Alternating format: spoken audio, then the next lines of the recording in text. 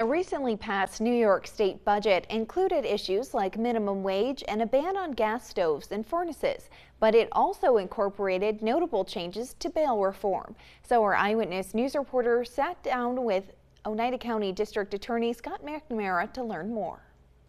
DA Scott McNamara shares his thoughts on the changes to bail reform. Well, I'm glad to see they made a few changes. I mean, it's not everything that I had hoped, and I'm sure other people had hoped, because we still haven't addressed the problem with the cases right now that are considered crimes that are non-qualifying offenses where the person's a flight risk. He highlights a change in how qualifying offenses, like violent crimes, are considered by the court. Previous to the law being changed in this budget cycle, the court had to consider the least restrictive means. And that really created a lot of uncertainty.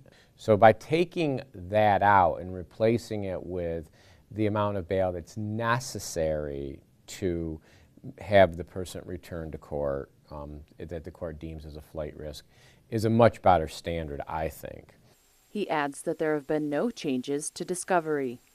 Myself and some other people had had an opportunity to meet with one of the governor's representatives. We tried to explain to them the issues with discovery, including the issue of we're losing a lot of cases on minor discovery violations that have absolutely nothing to do with the outcome of a trial, had there been one.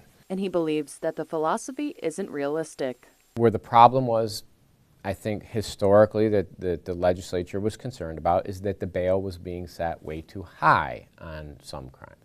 But instead of addressing that, we just throw the whole thing out and say no bail on anybody.